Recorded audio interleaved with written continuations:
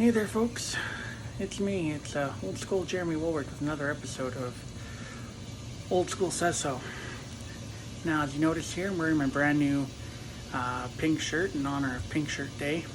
Yes, I know it was yesterday. Don't get upset with me. Mine arrived late in the evening, and this is my new Bullying Ends Here pink shirt, courtesy of my friend Tad and his efforts to end bullying in schools. I wanted to do my part, so I promised him that today would be my pink shirt day. And then I also promised a message. It links up kind of with what I'm trying to share with this little channel of mine and people who are watching. So I want to talk a little bit about bullying tonight. I'm not going to take too much of your time because the message is pretty straightforward. Bullying needs to stop. It has to end. Bullying, honestly, is a cancer. It's a terrible cancer, and it really needs to be expunged, destroyed, obliterated, whatever adjective, whatever verb you want to associate with it needs to happen. Nobody has the right to treat another human being with disrespect. No one has the right to treat another being with contempt. Nobody needs to feel ridiculed. Nobody needs to feel belittled. Nobody needs to feel unimportant. It's wrong. It's immoral, and it's really disgusting.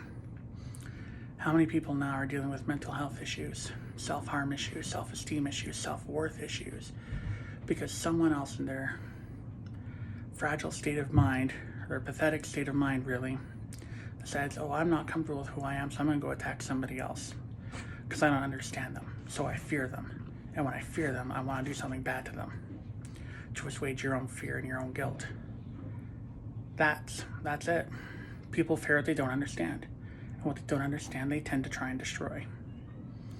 So we have a responsibility to stop it. We have a responsibility to know those around us, to befriend those who are hurt, who are feeling left out, who are feeling unimportant, who are feeling marginalized. We need to step up and say, hey, you know what? You have value, you have worth, and I'm going to be your friend. So I just want to take a couple other minutes on this here, and because this is an Old School Says So video, I'm going to talk about sport. Bullying in sports is just as prevalent. There's a pecking order, there's a social order, there are cultural taboos, there are cultural expectations of athletes. The old mentality of this is just the way it is has to disappear out the window. In wrestling in particular, there was a report commissioned by Wrestling Canada to explore bullying in sport. And what they found was pretty awful. Especially towards the women in our sport. Where coaches would psychologically abuse, socially abuse, mentally abuse their athletes, thinking it's just the way it is. Well, no, it's not. That's not right. That's not responsible. You don't need to belittle someone because they have different biological needs that are separate from yours. You don't need to berate somebody because they didn't win or they didn't do as well as they did in a placing in a tournament. That doesn't need to happen. You don't need to tell your kids that you're terrible because they make a mistake. People are human. People make mistakes. And also, too, lately, is that you don't need to bully someone for who they are or who they identify with. You know, stereotypes in sport are disgusting. Particular now, there is a question regarding our transgendered friends in their place in sport. Well, I'm just going to put it out there, and you know what, I'm going to get some heat, but Old School says bring the heat if you don't like it. You can let me know. You can message me privately if you want to have a conversation, but this is my stance on it once and for all. Trans men are men. Trans women are women. Trans women should compete with other women. Trans men should compete with other men. Period. Full stop. No debate. We don't know what's going on. Science, our understanding is trying to catch up with science. The reality is things aren't the way they used to be. But you can't punish somebody for being different. You can't punish somebody for who, like I say, I know I said it repeatedly, but you can't punish for somebody for who they are. And if somebody has made that choice to associate with the gender and identity that best reflects who they are, then you know what? I have the privilege of being a straight white male. It's just who I am. But just because I am who I am doesn't mean I'd have the right to take it away from somebody else because they're different from me. Why would you do that? Why would anybody want to do that?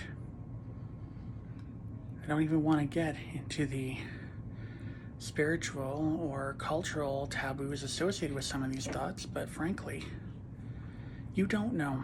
You don't know what they're working through. You don't know what crosses they have to bear. You don't know. And because you don't know, don't judge. Don't be mean. You know, our sport gets a lot of flack because our sport's very physical, it's very close contact.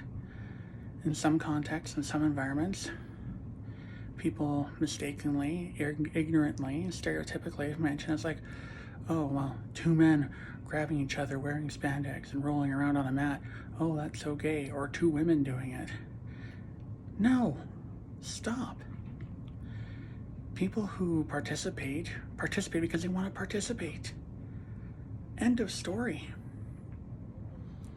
How many of our fellow competitors, honestly, how many of them are closeted? I don't know. I have no idea. How many of them are going to stay there because cultural stereotypes, culturalisms, taboos, stigmas, whatever you want to call it, keep them there? How is that fair? Why deny somebody the fact of who they are just because it conflicts with who you are?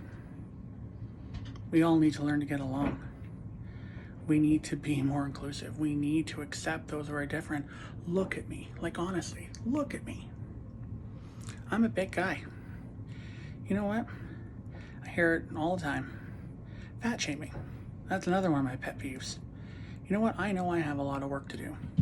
I know I have a lot of work to do to get to where I want to be, and I'm consciously aware of it. I don't need someone else saying, oh, look at that fatty trying to work out. Oh, look at him. He doesn't belong here. People like him should be shunned and shamed and put away. You don't want to see fat people out there. You don't want to see big people out there. But yet at the same time, they talk about them on television, have all these programs depicting them, and they're like, oh, those people need to get out more. Those people need to do this. I'm like, well, which way is it? You want to lock large people up, or do you want large people to get out? You know what? I'm pretty sure a lot of large people want to get out and do something about who they are because they know that they're not happy, or they know that they want to improve something. But how often do they stay quiet or stay shunned away because we can't accommodate, or we can't consider a different paradigm? How often? Really? Those who are inclusive, those who are welcoming, those who are open, those who don't judge, bless your souls, because we need more of you out there. And for those who don't understand, talk to us. Talk to someone who you don't know. Get to know them. Get to know their world. It may not be yours, but frankly, folks, we have a lot more in common than we do apart. And with that here, you know, I just want to end it here. Bullying ends here. As my friend Tad will tell you, bullying ends here. And it has to start with somebody. Starts with me, starts with you. And that's my bottom line because old school says so. Anyway, I wish you all a fantastic evening. Bless your souls, love you lots, and I'll catch you on the flip side. Bye for now.